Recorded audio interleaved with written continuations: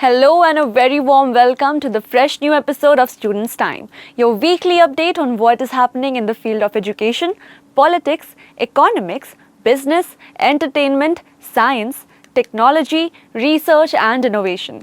This is Arusha Mishra, your host for this week. From the highlights of 5th International Conference on Disaster Resilient Infrastructure 23 to limiting the salt intake, we have a lot in store for you in this episode of Students' Time. So let's have a look at the headlines. As 5th edition of International Conference on Disaster Resilient Infrastructure, ICDRI 2023, Prime Minister Narendra Modi called for an integrated response for mitigating disasters' impact. In India, Justice Report IJR 2022, the state of Karnataka has achieved the top rank among the 18 large and mid-sized states with populations over 1 crore. The Quadrilateral Security Dialogue, or Quad, comprising India, United States, Japan and Australia, launched a public campaign, Quad Cyber Challenge, to improve cybersecurity across their nations. And WHO urges food companies to limit sodium use, calls on countries to implement sodium reduction policies and save lives. And now, the news in detail. The 5th edition of the International Conference on Disaster Resilient Infrastructure, ICDRI 2023, held in New Delhi, aimed to bring solutions integrating resilience in infrastructure to ensure access, delivery, and continuity of essential services to people and communities. Here is a report. Addressing the 5th International Conference on Disaster Resilient Infrastructure ICDRI 2023, Prime Minister Narendra Modi said that the impact of disasters will not just be local. Therefore, our response has to be integrated, not isolated. The International Conference on Disaster Resilient Infrastructure is the annual conference of Coalition for Disaster Resilient Infrastructure and its partners. It brings together member countries, organizations, institutions and infrastructure actors and stakeholders to strengthen the global discourse on disaster and climate resilient infrastructure. The program was held with the theme of Delivering Resilient and Inclusive Infrastructure, Pathways for Risk-Informed Systems, Practices and Investments. The two-day interactive international session witnessed a gathering of over 90 global experts from more than 20 countries representing 50 global organizations.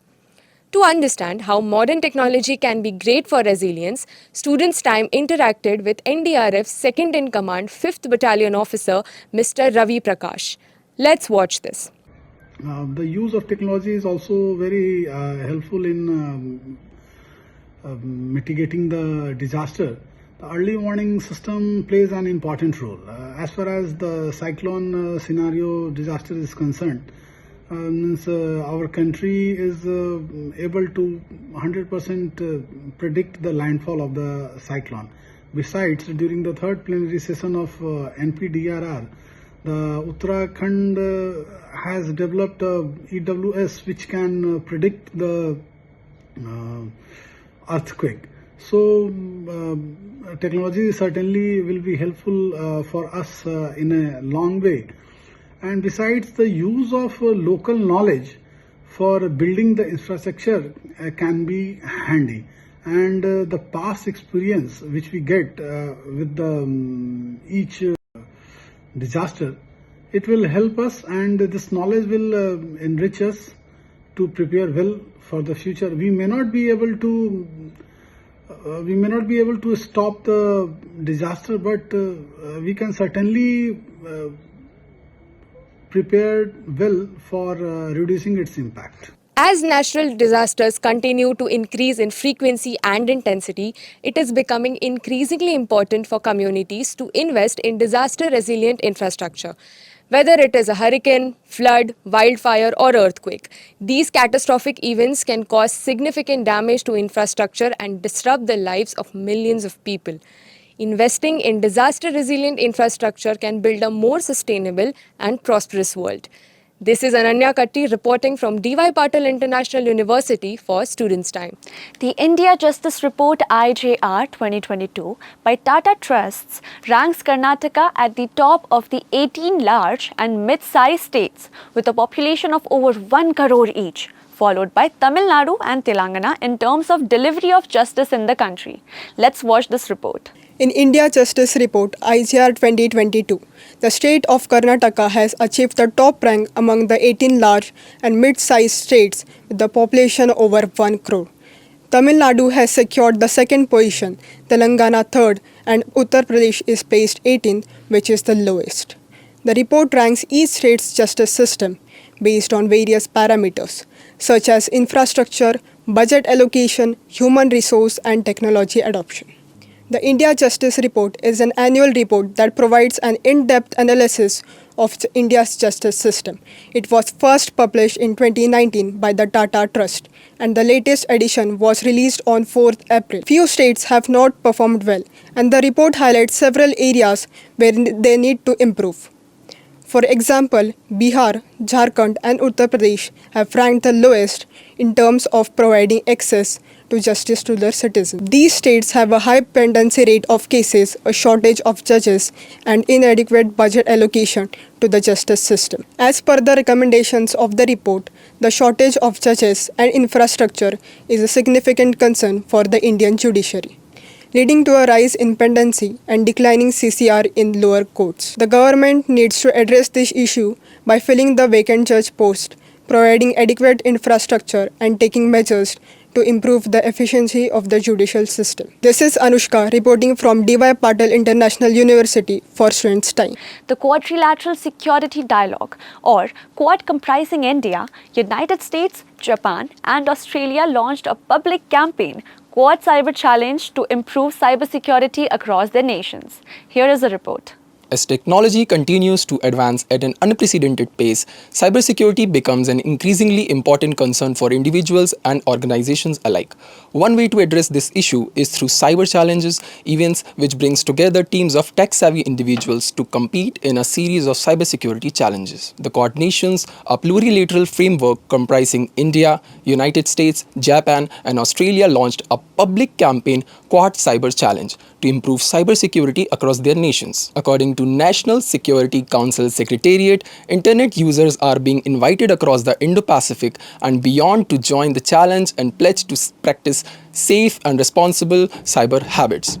The Quad partners are working to ensure everyone has access to the resources needed to make informed decisions while online and using smart devices. In India, this action is being coordinated by the Office of National Cyber Security Coordinator with National Security Council Secretariat. By encouraging people to develop their skills in cybersecurity and promoting teamwork and collaboration, these events help to build a more secure and resilient digital world. This is Shlok Tiwari reporting from DY Patil International University for Students' Time. The World Health Organization (WHO) has released first of its kind global report on sodium intake reduction. As per the report, sodium, an essential nutrient, increases the risk of heart disease, stroke, and premature death when overconsumed. Let us watch this report. We love salt because it helps bringing out the flavor of food. We sprinkle it on our fries, add it to our soup, and even use it to garnish our salads. But do you know, too much salt can have serious consequences for our health. World Health Organization (WHO) recommends that we should limit our salt intake to no more than 5 grams per day. Yet, the average Indian consumes almost double that amount. Campaigns like Eat Right India and Aaj Se Thoda Kam have been initiated. Despite these efforts, the average sodium consumption of Indians remains alarmingly high. In a world where we are constantly bombarded with unhealthy and salt-rich food options, it's more important than ever to take control of our diet and prioritize our health. This is Sakshi Sahare reporting from DY Patil International University for Students' Time. Now it's time for our special segment in which the news is generated by artificial intelligence. Let us have a look at AI generated report, which will be presented by AI Oshi. Advertisements have become an integral part of our daily lives. They are everywhere, from billboards to social media platforms. Advertisements are designed to influence the minds of consumers and persuade them to buy a product or service. One way advertisements influence our minds is through repetition. Advertisers repeat their messages and images so often that they become familiar and comfortable to us. We become more likely to remember these brands and their products because they have been constantly reinforced in our minds. Another way advertisements influence us is through emotional appeals. Advertisers often use emotional language, images, and music to appeal to our emotions and make us feel a certain way. Advertisers often use testimonials and endorsements from celebrities or satisfied customers to convince us that their product or service is worth buying. We are more likely to trust and buy products that have been recommended by people we admire or respect. That's all for this episode of Students' Time. Do tell us how you like our program. You can also send your feedback and suggestions on our email. Our email is studentstime@dypiu.ac.in. We will be back with fresh news stories again next week. Till then, stay tuned and think scientifically.